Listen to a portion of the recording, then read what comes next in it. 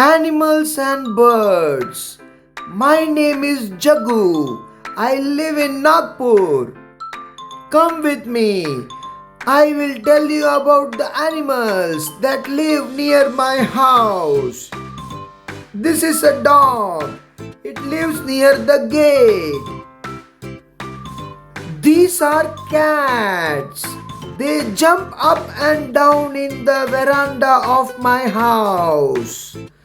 This is a cow. It eats grass. This is a rat. This rat is very small. The cat chases the rat. These are monkeys. They swing and jump in the trees. There is a field beside my house. There are few snakes in it. You have to walk carefully in the field. Now I will also tell you about the birds I see near my house. This is a crow. It is black in color. This is a pigeon. It is grey in color.